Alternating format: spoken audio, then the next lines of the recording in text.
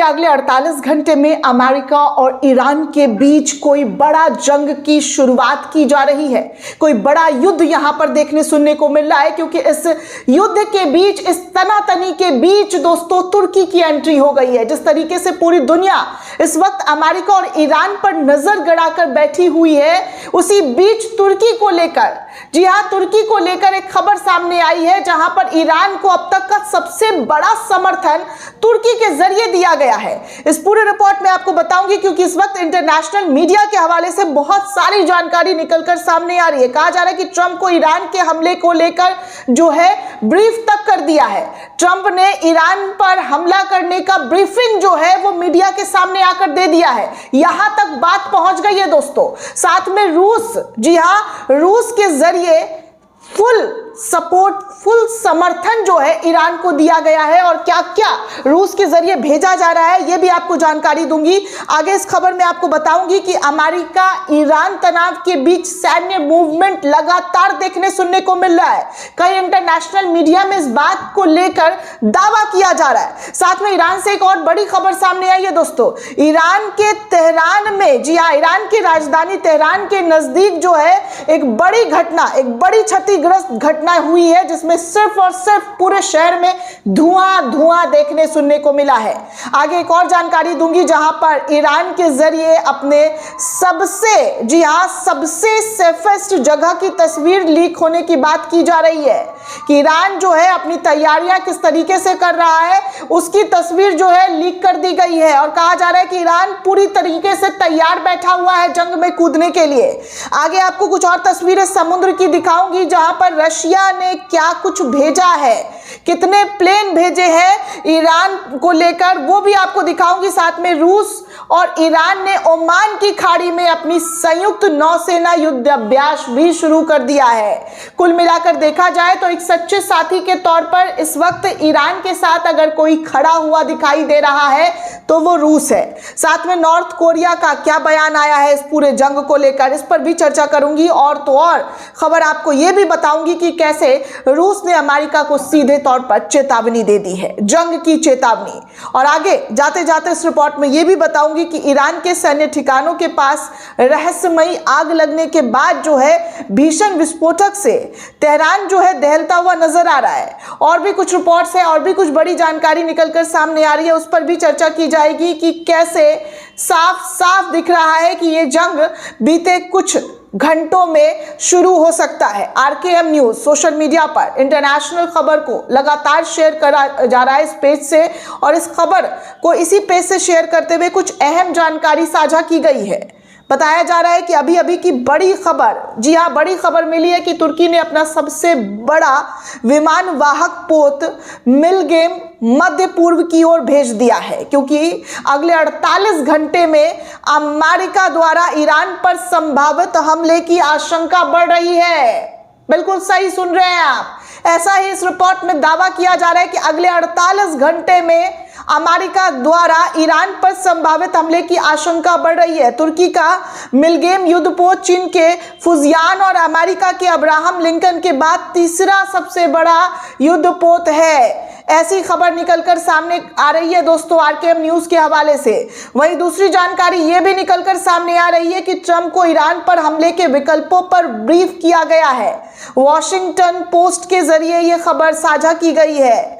Trump को Iran पर हमले के विकल्पों पर ब्रीफ करते हुए देखा गया है, सुना गया है। वॉल स्ट्रीट जर्नल की रिपोर्ट बता रही है कि राष्ट्रपति ट्रंप के ईरान पर संभावित सैन्य कार्रवाई के कई विकल्पों पर ब्रीफिंग कर दी गई है, जिसमें शामिल है सीमित हवाई हमले जो परमाणु और मिसाइल ठिकानों पर निशाना बनाएंगे, और दूसरा विस्तारित अभियान जिसमें इमरोज तौर पर कई राजनीतिक और सैन्य नेताओं के लक्ष्य बनाकर ईरानी सरकार को उखाड़ने की रणनीति भी शामिल की गई है। आगे ये भी बताया जा रहा है कि ऑपरेशन हफ्तों या महीनों तक जारी रखने की क्षमता के साथ बड़े पैमाने पर सैन्य अभियान के विकल्प जो है ट्रंप के जरिए अपने सैनिकों को दिया गया है।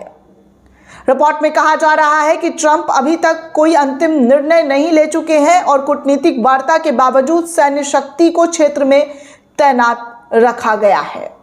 अब आप सोच सकते हैं, वॉल स्ट्रीट जर्नल की रिपोर्ट बड़ी ही खतरनाक खबर पूरी दुनिया के सामने रख रहा है। ये बता रहा है कि ट्रंप युद्ध की ब्रीफिंग करते हुए दिखाई दिए हैं। ट्रंप के जरिए अपने सेनाओं को, अपने सैनिकों को तमाम जानकारी जो है कैसे क्या करना है स्ट्रैटेजी पर बात करते हुए दिखाई दिए जा रहे हैं। आगे एक और खबर, एक और यूजर है जैक्सन हिंकल ने सोशल मीडिया पर ट्वीट करते हुए लिखा है कि big breaking news. Fox News के अनुसार अगर बात की जाए तो अमेरिका ने ईरान को अल्टीमेटम दिया है, या तो परमाणु कार्यक्रम बंद करे या तो सैन्य कार्रवाई का सामना करे। साफ तौर पर जंग की सुगबुगाहट तेज हो गई है। जंग किसी भी वक्त शुरू हो सकता है, ऐसा कई इंटरनेशनल मीडिया में दावा किया जा रहा है। आगे एक और जानकारी आपको दे दूं दोस्तों, अमेरिका ईरान तनाव के बीच सैन्य मूवमेंट की कोशिश जो है वो देखने सुनने को मिली है। अरेबियन सी में ये तमाम चीज़ें जो है देखने सुनने को मिली है। फॉक्स न्यूज़ के हवाले से ये दावा किया जा रहा है कि रिपोर्ट्स के अनुसार अमेरिका ने पिछले कुछ घंटों में यूरोप स्थित अपने सैन्य अड्डों से बड़ी संख्या में एयर टैंकर और एयरबॉर्न अर्ली वार्निंग, एक कंट्रोल जो है अर्ली वार्निंग, उसको भेजा है। विमान के मध्य पूर्व के ठिकानों को और पुनः तैनात करना भी जो है विमान को शुरू कर दिया है जगह जगह पर। यह कदम ऐसे समय में उठाया जाता है दोस्तों जब क्षेत्र में तनाव चरम पर पहुंच जाती है और सैन्य गतिविधियां तेज हो जाती है। हालांकि वॉशिंगटन की ओर से इसे लेकर आधिकारिक तौर पर किसी भी युद्ध की घोषणा या ऑपरेशन की पुष्टि नहीं की गई है। विश्लेषकों का मानना है कि एयर टैंकर और AWACS की तैनातगी लंबी दूरी के हवाई अभियानों और रियल टाइम निगरानी क्षमता को मजबूत करने की तैयारी का संकेत हो सकती है। स्थिति पर पूरी दुनिया की निगाहें इस वक्त टिकी हुई है। आगे ये भी दोस्तों खबर निकलकर सामने आ रही है कि ईरान की राजधानी तेहरान के पास भीषण आग लग गई है। सरकारी मीडिया ने बुधवार को इस बात की पुष्टि की है कि आग के कारण इलाकों में काले धुएं के गुब्बार उठे हैं। सोशल मीडिया पर इन इलाकों से उठते हुए धुएं का वीडियो भी शेयर किया जा रहा है और आग लगने वाली जगह ईरान के तेहरान प्रांत में कई मिलिट्री और स्ट्रेटेजिक जगहों के पास बताई जा रही है। बताया जा रहा है कि इस दौरान लोगों को विस्फोटक की आवाज भी सुनाई दी गई है। सरकारी मीडिया ने पारंदर फायर डिपार्टमेंट के हवाले से पारंदर शहर के पास दिख रहा काला धुआं पारंदर नदी के किनारे सरकंडों पर लगी आग का नतीजा है। फायर फाइटर्स मौके पर हैं और आग बुझाने की लगातार तैयारियां कोशिश जो है की जा रही है। तेहरान के नजदीक लगी इस आग पर अमेरिका की धमकियों के बीच जो है उससे जोड़ा जा रहा है कि कहीं कुछ अटैक वटैक का सीन तो नहीं हुआ है। अमेरिकी राष्ट्रपति डोनाल्ड ट्रंप कई बार कह चुके हैं कि अगर ईरान ने परमाणु समझौता नहीं बंद किया, नहीं छोड़ा, तो वो हमला करेंगे। हमला करने की पूरी धमकी ईरान पर अमेरिका के जरिए दी गई है, तो वहीं ईरान ने भी पूरी तरीके से अमेरिका को धमका कर रखा हुआ है।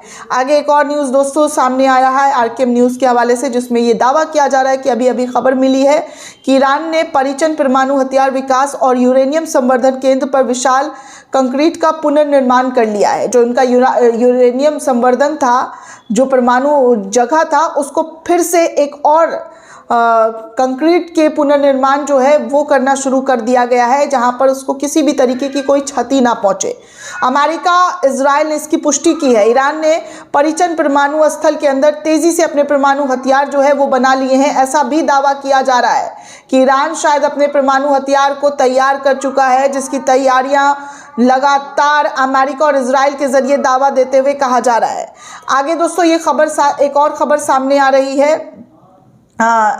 सीरियन गर्ल करके एक पेज है, उससे जानकारी साझा की गई है और बताया जा रहा है कि रूस और ईरान के साथ, इस पेज से जानकारी साझा की गई है कि रूस और ईरान के संयुक्त सैन्य अभ्यास के लिए हार्मोज जो जल मरुमध्यम है उसमें अपनी नौसेना और Il-80 विमान जो है वो रूस के जरिए भेजा गया है। यदि अमेरिका इजराइल के लिए ईरान से युद्ध छेड़ता है तो ये और ज़्यादा आत्मघाती तस्वीरें देखने सुनने को मिल सकती है।